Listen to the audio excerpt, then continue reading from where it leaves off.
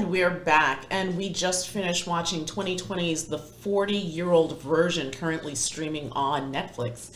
It's written and directed by Radha Blank and tells the story of an almost 40-year-old woman who's kind of at a crossroads in her life, and career and I guess personal life are imploding around her. I think she's just stagnant. She got a lot of acclaim when she was much younger. She won some sort of award. 30 under 30. The 30 under 30 award for the 30 hottest playwrights under 30. And now she's pushing 40, and since then she has accomplished little to nothing. Or at least nothing that she's, I guess, proud of. Yeah. I think she does work for a small theater company. A small theater company and some leaky old theater run by some crazy man. Yeah.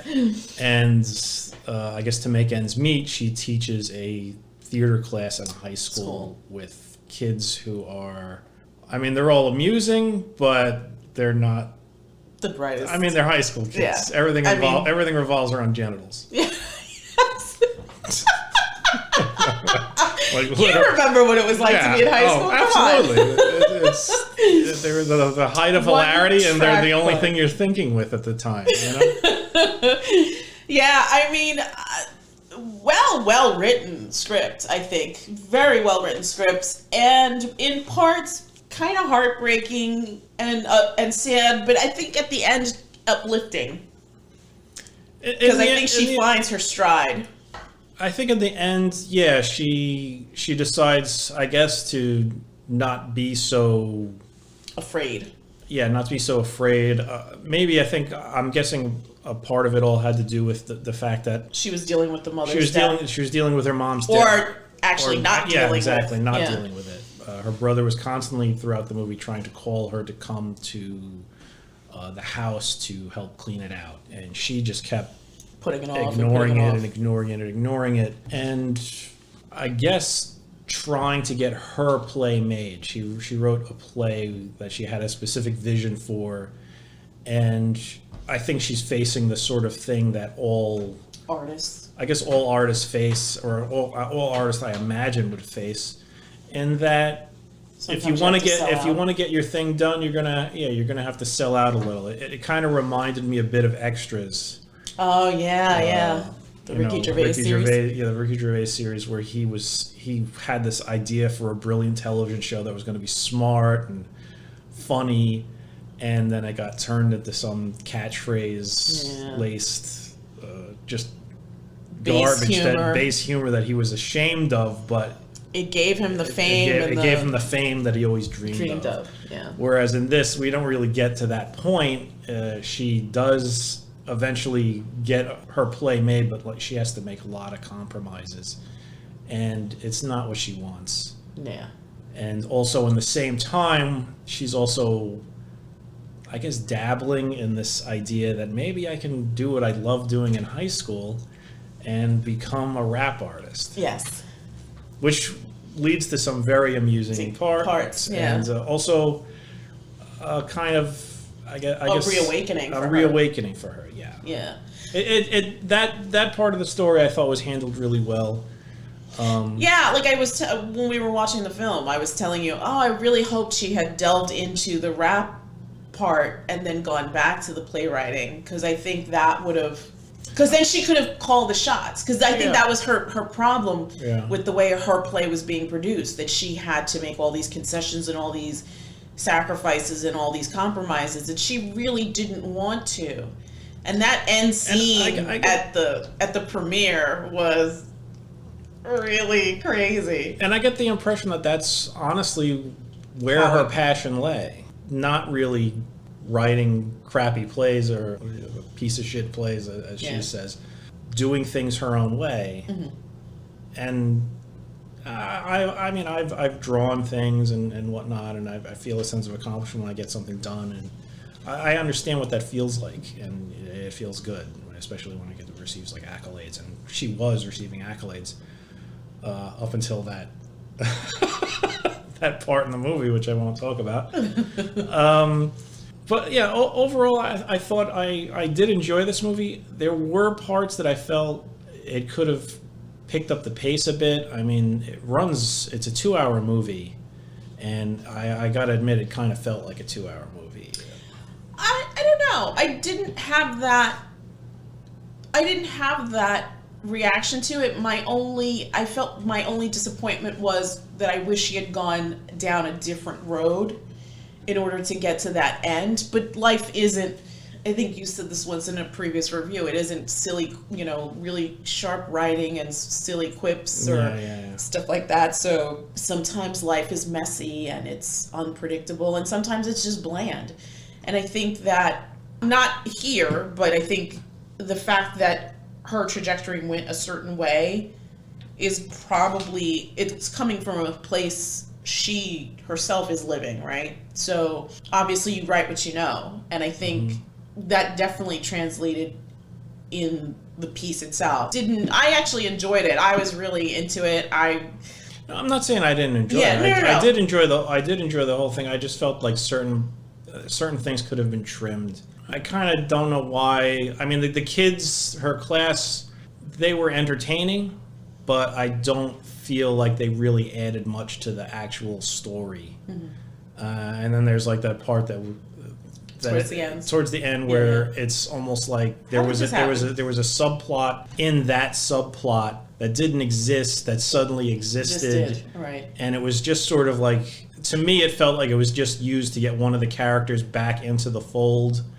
That could have been developed more, because that came out of nowhere, and I was like, what just happened? Either develop it or just get rid of it. Or don't have it at all. That's why I really feel like almost everything with the class could have been removed from that movie. Yeah, but I think I enjoyed it only because I think it added a certain layer to the story of how she's been maneuvering life through this time, and how she's really impacted young people. There's that scene where she has that disastrous rap battle, and then she comes back into the classroom. She skips a class, but then she comes back. She wasn't in a rap battle. Well, right, no. She was in that showcase, and it was disastrous. And then she skips school one week, and then when she goes back, even one of the boys is like, we missed you, Mrs. B. Yeah. Miss B. So she is impacting young lives, and in a sense, whether she wants to believe it or not, she is a role model. So I didn't have a problem with that. Like I said, I think my inherent preconceived notion of where this story should have gone was the thing that kept popping up in my head, and I should have just quieted that and just gone for the journey. I enjoyed this immensely, though, at the end of the day. It's very fresh. It's very funny. It's very funny, yeah. Very, very funny. Amazing writing. And this is her. She writes and directs it. And I'm assuming that most of this is lived experience. This is probably somebody who's fought tooth and nail I imagine so too. Get her project off the ground and have it shown in that way that she wants to. Another thing that, and we've brought this up in other reviews, is this is obviously filmed in New York. It's always great to see New York as the backdrop to these stories. Most of it is in black and white. And it's like 99.9%. Like 99.9% of this movie is in black and white. And it's beautiful. There's some parts where there was like a little trouble, I guess, with the focus pulling or something. But for the most part, I think that was intentional. Yeah? Okay. I wasn't sure. But to me, not to take away from anything, but there's something about black and white movies that just makes it more classic. It gives it a more classic feel, and it gives it a feel that you can really watch it in any time frame, so that 40 years from now, this movie will still resonate, I think, because of that aesthetic of the movie. Maybe. I mean, and there's also, you can interpret it different ways. She's living this half-lived life, right? Up until she makes that determination at the end, and then things seem to be moving in a more positive direction for her, because she's gotten over her fear, and she's proactively now living this life instead of just being a passive conduit. She's gonna actually... Well, I don't feel like she was passive. I just think that she was making decisions that she More was safe. not comfortable making. Mm-hmm. And you could see that when they're doing the workshop, The rehearsals, for the play, and she's actually being questioned about some of the changes that she's made, and she has to like almost she like gives a weird answer. It's like she adopts the producer language, pseudo babble. You need to say the lines so this way I could hear the lines, so this way I could tell you what the lines mean and how I wrote them. And it like that sort of like roundabout nonsense is the sort of crap that you get like from a politician almost. Yes. Where they're just trying to just circle the elephant in the room without actually addressing it. Yes. And it's like every Sunday morning program. Yeah. And the bottom line is she changed it because the producer wanted it to be this way. And that was another thing about another theme in the movie was the people that she was working with to get the play done, they're sort of like rich, wealthy white people who have no idea of how a black life is, or how they live, or what it's like to be growing up in Harlem, but they've watched movies about it. And they're like, well, we want it to be like this. Right. There should be more tragedy, and we need this person represent. If you want white people to care, there's got to be a white person in there, and all of this stuff that, like, when you actually see the play, I was kind of laughing a bit, because like the beginning part reminded me of like the Good Times theme with like a lot of like gospel-y voices, just and it was like, that's probably growing up with shows like Good Times or whatever. You think that's basically the way it's got to be. Mm-hmm. You know, if you're talking about a poor family in Harlem, the theme music of that life is going to be the Good Times theme. Yeah, basically the Good Times theme. Yeah. I can see that, I guess, but I agree. I think that's definitely, she made a lot of concessions because she was beholden to this producer for picking up the play. Right, but it wasn't that they were just it was like she had this absolute hatred. She even wrote a song about it. Mm-hmm. What was it? What was the chorus of the song that she sang? FYO. No. The original song. The when she's in her room. When she's with Dee, the first song she sings. Oh. God damn! It was basically her being angry about having to rewrite all this nonsense. Stuff, right? Well, we couldn't do it justice because we're not gonna. I'm not gonna sing it. It was a phrase that she said over and over again, and basically what the phrase meant was it was like misery porn or something like that, or what was it? Oh, I forgot. Yeah, poverty porn. Poverty, yeah, it was something like that. Poverty porn or misery porn or something like that. Poverty porn. Where basically the only way a person of color can get anything done, any sort of movie done, any sort of story told that's released on some sort of I guess like a wide release or backed with money from these wealthy people, is to sort of placate their desire for this, which she termed poverty porn or misery porn. I can't remember what exactly it was. Poverty porn. Yes. And that's what they wanted. That's what that old, what was his, Willoughby or whatever his name was? Yeah. Or no, it wasn't. It was, what was his name?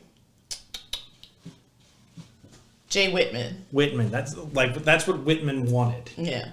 And that's like something that she did not like. She didn't want to see another story about single crackhead mother, dead people in the street, and that's exactly what it became. What it ends up becoming, because she's got to basically sell her soul to get this thing done. And that was like another theme in the movie. Yeah, I mean, a lot of really good writing. I just, even like the rap battles that she attended, like that was really good. I was hoping that she would get in the ring too. No, she was not prepared for that sort of thing. No, I think she could have been. I mean, there's that scene where she walks into the house and the brother's reading her stuff. That would have been, suddenly we're like an 8 Mile. It's not that it's not that kind of. This was, like you said, kind of true to life in that it wasn't neat and wrapped up in a bow and whatnot. It was somebody finding their way in kind of the most sloppy, unfocused manner possible, which is life. Yes. I mean, very few people are just like, you know what, I'm gonna be the greatest doctor there is on the planet, and then they just do it and they become the greatest doctor on the planet. Or the greatest playwright, especially in some artistic field where when you're young, you think you could do anything. You think you're the most creative mind on the planet. As you get older and more experienced and encounter more people and a wide variety of people, you realize maybe I'm not the best. This person's doing this a little bit better than me. You start getting more rejections, and you sometimes end up being defeated as Radha was. And you just got to get on with it and find your voice. Find your voice or find your passion again. And I feel that's what happened with her. She just lost it. And I think I'm guessing because her mom died, that just made her even more terrified. And more, that's like another thing when you're... That's very life-altering. When you're a creative person and... Because you feel everything more, I think, as a creative. You do feel everything more. Part of being creative is having a lot of self-reflection, looking back on yourself, looking back on the painful moments in your life, and using those to develop your art. And some people, they get blocked by it. They become too afraid, and that's what it was. She was finding a way to overcome her fear. Yeah. And she stumbled upon it with D. With D, yeah. I liked his character a lot. I really enjoyed that kind of blossoming relationship. I also, a big shout out to her relationship with Archie. I thought that was another highlight in this movie. I loved that it just felt very organic and real. Yeah, I loved everything about it, and it reminded me of my own relationship with one of my best friends, and that type of, I can tell you anything, even if it hurts you, because that's the type of friend I am. Mm-hmm. We always deal in truths. So I thought the way that was written felt like it came from a very real place, and it was nice to see. Mm-hmm. Yeah, I agree that relationship in the movie was well fleshed out. Yeah, and the fact that he was willing to do stuff to help her. Yeah. Was really nice too, because then that's one of those, she's almost pushing 40, but they've known each other since high school. They've been each other's buds, and it shows. There's this genuine love between the two of them, even when they're fighting. Yeah, and that leads to a very unpleasant snapshot of balls. I hope those are prosthetic balls, because if they were real balls, that guy's got like cactus balls. There's some raunchy humor, some this has got to be rated R, right? I mean, there was a bunch of cursing. For the profanity alone. Yeah, yes, rated R. So this is probably not for younger viewers, but yes, we saw this by ourselves because... Yeah, this is definitely not a kid's movie, but definitely for adults. It's fabulously fun and sweet, and I think it's very funny. It's very, very funny, but I think it also makes you think, and I think it also makes you nostalgic in a way. At least for me. I don't know about everybody else, but as a creative person, everyone's had this journey of self-doubt and possible defeatism. Yeah. This story highlights that very, very well. I think she did a fantastic job of showing that and showing how paralyzing that is and showing how destructive it could be, because it doesn't help her, right, in the slightest. it's held her back professionally, emotionally, in, I guess, her romantic situations as well. I mean, there's really no mention of any romance at all, and even when romance does appear, it's pretty unexpected. Yes, and it's very new, and it's awkward in a way, right? Honestly, I don't think the romance was a big part, a major part of her. This was her finding herself. Sort of finding herself. It wasn't the type of film where like, oh, I found a man and now I'm fulfilled. Yeah. It absolutely was not that. No. Thinking about that. This was a complete self-fulfilling journey of discovery. Yes, absolutely. Everything Radha did, she did, and it wasn't because of a man or money or whatever. Fame, or even fame. I mean, even if her play did get produced, it wasn't like I didn't imagine it being like a big huge thing. It was just sort of like this is the start. This is the start of something new and something that'll lead to great things. Mm-hmm. But yeah, overall, it was a good movie. Funny, very sweet, very poignant. Sweet. You like Radha. You like everybody. You do like everybody. Even I had criticism about the high schoolers. The high schoolers, I don't feel like they were necessary to the story. But they're endearing. They're endearing, because they're given enough time where you could see them all. Although there was. But even the crazy neighbors, the old woman, that crazy hobo across the street. Did she ever interact with that woman, or was she always in the little tiny box? No, I think she interacted. She interacted with the homeless guy, but I don't recall her in an actual scene with the woman. No, I think it's implied, right? I think that's. Yeah, no, because remember she was like something, and she's like, "No, ma'am," blah blah blah, whatever. Yeah, she did interact with her in the actual story. Yeah, the only people she didn't interact was I guess the Asian grocery guy. It's just implied that she knows him, and then the Spanish woman. Who spoke nothing but Spanish. Yeah, okay. Yeah. No, she did. Her and the bum were or the homeless guy were the two people that she interacted of those little off vignettes. Mm-hmm. That scene with the sandwich was ridiculous. So I'm not no magical Negro. Or put mayonnaise on both sides. Put mayonnaise on both sides. I've been accused of not doing that, so that made me chuckle. You're terrible with mayonnaise. Shut your ass. Anyway, so 1 to 10, what do you give this movie? I would give this, I guess, a 6.5 or a 7. 6.5 or 7. I would give this a 7 or 7.5. I think the writing really did it for me. The character development really did it for me. Radha's journey was at times painful to watch, but still gratifying. And from where she starts to where she ends, it's a lovely arc for her. And I felt like the ending was very hopeful. I mean, it's a new point in her life that definitely does look more hopeful, and I guess it's sort of even hinted at in the way things changed. Right.